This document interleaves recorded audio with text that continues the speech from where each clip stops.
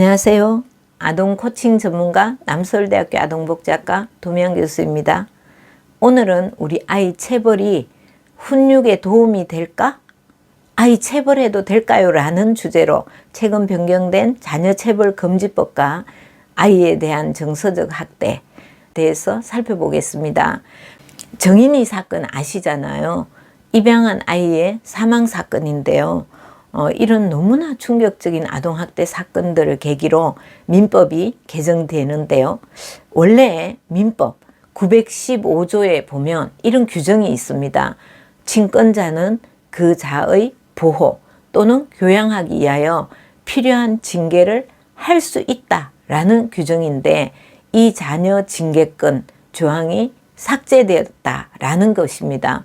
그래서 자식에 대한 부모의 처벌이 원칙적으로 이제 금지되었다라는 것입니다. 그러면 여러분이 아이가 내 말을 너무 안 듣는데 내가 도저히 화를 참을 수 없는데 어떡하지? 그래서 내가 몇 대 때렸다. 그 경우에 아이가 부모를 만약 경찰에 고소를 했다. 그러면 부모라도 처벌할 수 있게 됐다라는 겁니다. 그러니까 혹시 한두 대 때려도 되겠지라고 생각하시면 안 됩니다. 네. 자, 그러나 훈육을 하다 보면 정말 체벌이 필요한 상황이 생길 수 있잖아요. 진짜 이것은 정말 그냥 넘어갈 수가 없네. 진짜 이것은 정말 내가 절대적으로 혼을 내서 바로잡지 않으면 안 되겠다. 이렇게 이제 여러분이 생각하시는 그런 때도 있으실 것 같아요. 그러면 이제 어떻게 해야 되냐? 그래서 여러분이 도저히 그것을 참지 못하기 때문에 아이에게 이제 큰 소리를 막 지르시거나 또 고함을 지른 적도 있으실 테고, 아이 앞에서 부부싸움을 하거나 뭐 갈등 상황을 막 보여주시거나, 혹은 또 손으로 물건으로 이제 아이를 때리겠다. 때리는 거죠. 때리는 행위를 하시거나 아니면 때리겠다고 위협을 하실 수도 있을 것 같아요. 이런 것은 모두 다 학대 행위입니다. 현재 부모님들은 어린 시절에 훈육을 목적으로 한 체벌을 받은 적도 아마 있으실 겁니다. 어린 시절에 우리가 받은 체벌을 소위 말해서 사랑의 매 이렇게 불렀잖아요.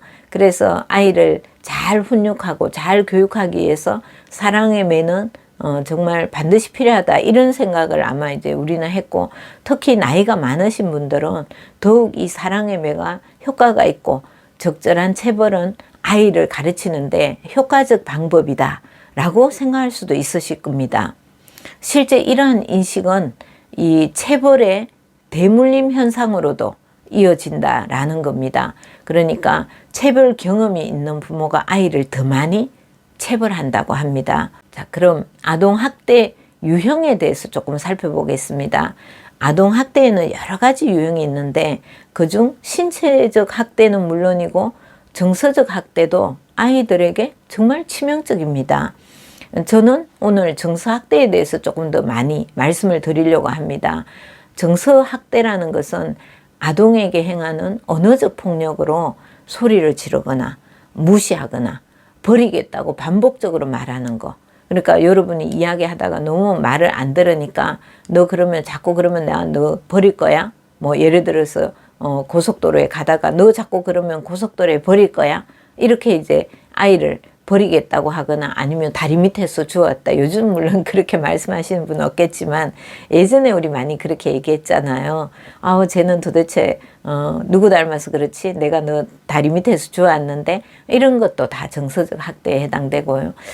정서적으로 위협하거나 혹은 또 감금, 가두거나, 우리가 가끔씩 조금 부모님들이 잘못 이해하셔가지고 타임아웃 기법으로 해서 다른 방에 아이를 가둬야 되겠다 하고 이제 이렇게 분리시켜서 배치하는 경우가 있잖아요. 그런데 이제 그럴 때 아이는 굉장히 두려움을 느끼거든요. 그러니까 아이가 굉장히 두려우면 그러면 무조건 그건 정서적 학대에 해당된다라고 이제 생각하시면 될 것 같습니다. 그래서 감금하거나 또 가학행위를 하거나 혹은 형제나 친구 등과 비교하는 거, 이건 진짜 우리가 많이 하는 일 중에 하나잖아요. 누구 엄친아 왜 그렇게 주변에 있는 사람들은 다 훌륭하고 똑똑한지 우리 아이들이 모두 다 김연아처럼 되기를 원하잖아요. 근데 사실 그건 정말 어려운 일인데 그렇게 비교를 하고 또는 이제 아이들끼리도 뭐 형은 잘하는데 넌 동생 좀 봐라. 뭐 누나 좀 봐라. 이런 것은 정말로 안 좋은 어떤 행동이다라고 이제 볼 수 있겠습니다. 그리고 또 차별하는 거, 네, 그리고 편애 이런 것을 말합니다. 또한 우리가 스킨십을 하게 되는데 아이와 이렇게 소통할 때 만약 음식을 줄 때도 아무 말 없이 그냥 음식을 이렇게 챙겨주거나 또 어린 영아의 경우에는 아무 말 없이 음식을 먹여주는 거, 그 다음에 기저귀를 갈아주기나 하는데 미소를 짓거나 안아주거나 다독거리는 이런 행위를 전혀 안 하는 거, 혹은 막 기저귀 갈아주는데 아우 냄새나, 아우 정말 뭐 이런 표정을 짓는 거, 이런 것들도 아이는 느낌으로 알게 되거든요. 그래서 이제 이렇게 어떤 정말 애정어린 신체적 접촉, 스킨십을 하지 않는 경우와 같은 경우, 혹은 또 아동을 의례적으로 돌보기만 하지 그 따뜻하게 돌보지 않는 경우도 해당이 됩니다. 그래서 아이에게 애정 표현과 사랑한다는 말을 하지 않는 행위도 바로 정서적 방임에 해당됩니다. 자, 그럼 학대받은 경험이 있는 아동의 부정적 영향에 대해서 알아보겠습니다. 아이에게 정말 이 학대는 엄청난 부정적 영향을 미치는데요.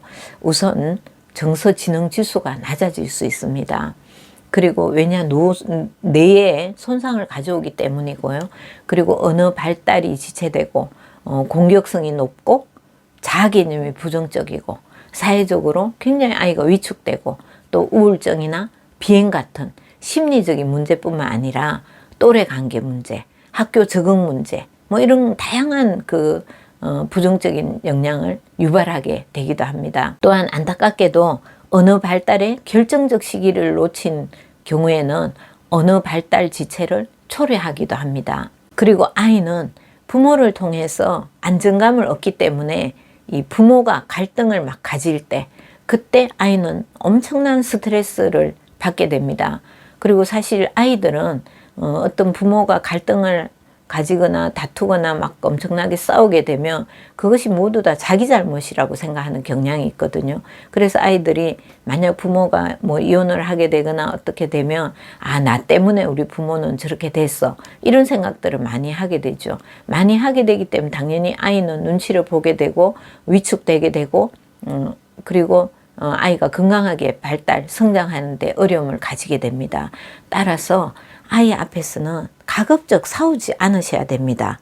그리고 혹시라도 싸웠다 하더라도 최대한 빨리 하야하는 모습을 보여주는 것이 필요합니다. 이런 부모의 갈등을 목격한 아이는 그 이유가 어찌됐든 자기 때문이라고 생각하고 자책하고 불안감 가지기 때문이죠. 그래서 여러분이 혹시 이제 그런 경우가 생기면 아이에게 사과를 하셔야 돼요. 정말 미안해. 앞으로는 너를 불안하게 하지 않을게 라고 사과하시는 것이 중요한 과정입니다.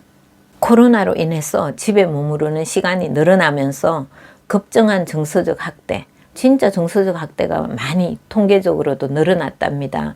그래서 보통 훈육 가정에서 발생하는 이 언어 학대, 이것이 이제 진짜 많죠. 우리가 이제 말로 하다 보면 나도 모르게 그것이 이제 어느 순간에 언어적 학대로 이어지는데요. 정말 내가 너 때문에 못 살겠어. 너는 도대체 뭐 하려고 태어났지. 너는 진짜 도대체 맨날, 이런 거 전부 다 언어적 학대거든요. 난 정말 너 같은 애하고 같이 못 살 것 같아. 뭐 이런 말을 진짜 많이 하시잖아요. 그리고 이제 왜 뭐 이런 거 있잖아요. 따지는 거. 이것을 사실 진짜 많이 하신다고 하는데 그런 것들은 정서적 학대에 해당이 됩니다. 오늘은 아이 한 대도 때리면 안 되는 것에 대해서 제가 때리면 안 된다고 말씀드렸죠. 그리고 정서적 학대가 뭔지, 또 정서적 학대를 하면 어떤 부정적 영향이 있는지 말씀을 드렸습니다. 아이의 마음을 잘 헤아려 주시고 더 많이 이해하며 아이가 상처받지 않고 정서적으로 안정되고 자존감 높은 아이로 기르시기 바랍니다. 이 영상이 도움이 되셨다면 좋아요, 댓글, 구독도 부탁드립니다. 영상 시청해 주셔서 감사합니다.